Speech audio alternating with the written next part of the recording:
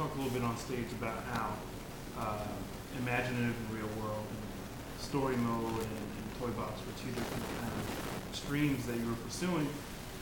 Did you have an idea which one might win out? Were you weighted more towards one or the other? And I mean, you said you can't say no to John Lasseter when you respond, I want both of these things. But how do you kind of take that? What's the process of going back to the studio and developing these things? I guess like with the John Lasseter point, I say that almost more as a joke, but you know, we really, you know, very keenly felt this whole concept that we were competing with the other companies to get this game, and so, you know, if that was you know, seal the deal, it's like, of course, you know, we'll do that. So it was more of a matter of you know, between, you know, kind of the imaginative and real world. I don't think that was ever in doubt that we would do both of those things. You know, that's just really, it's part of the Toy Story, you know, kind of, it's what the toys do, and it's part of the property. And so we knew that we had to kind of include that in one form or another. The toy box mode, I really kind of felt like it was a creative risk that we needed to take, and that it was a great idea for a game, regardless if there was going to be a Toy Story 3 movie. And I think that's really where, you know, when we came in to kind of pitch that, I honestly felt like if we just had enough time to explain what we wanted to do and could get the point across, everybody would understand and be like, yes, that's the right thing. And so that was the one that, you know, I definitely was kind of leaning towards, as I think we can really do something special here, and something special for Toy Story as well. And so that's, you know, from my perspective, you know, if I was pulling for one or the other, you know, I was really hoping for that, because I really felt like we had a really great chance of making maybe a true AAA game, you know, on a licensed title, and that, you know, you really haven't seen that much in the games industry. And I felt like we were really special.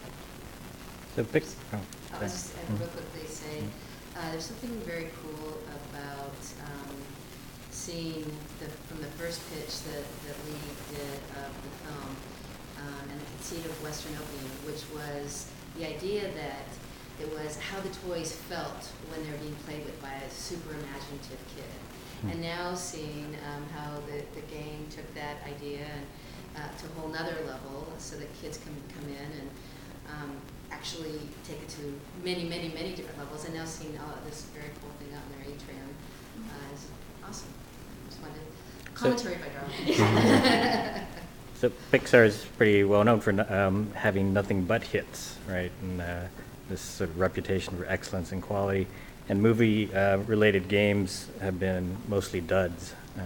So how do you sort of try to transfer some of that discipline over to the game side, so that the game is a hit? I mean, it's true. We've made 10 films now. We've made 11 films, and 10 have been released, and they've all been varying degrees of really well received. There's been no formula other than that we work in an environment that allows us to make mistakes often and constantly improve what we're doing. And I think that given the amount of time that John and his team had, they found themselves in a very similar situation to where we are when we're making our films, where they just really have the time to work things out and figure out how to make the best game possible. I've been joking with them this morning that, you know, we have an opportunity here to break some curses. Mm-hmm. There aren't many good movie tie-in games, and well, why can't this be one of the first great ones? And there aren't many good movies that have a 3 after the title. And we've done our utmost to break that curse as well. What a challenge with that. I mean, you have some very familiar characters, you know, where, you know, there's another 3 coming out this summer in the early part of the first film.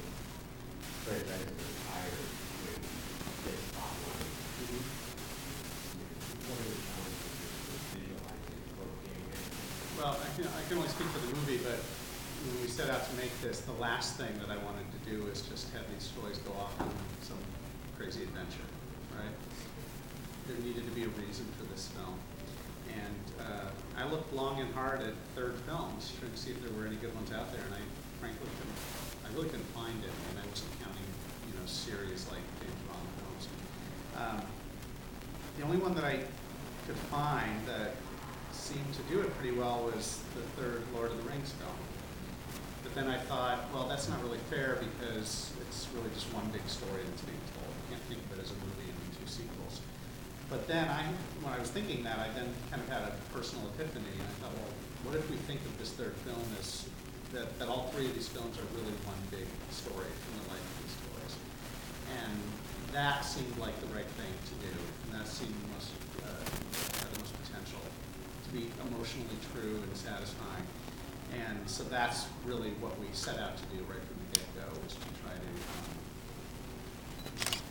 make kind of one big story in this universe. Hopefully when people watch the three together, they'll feel that way.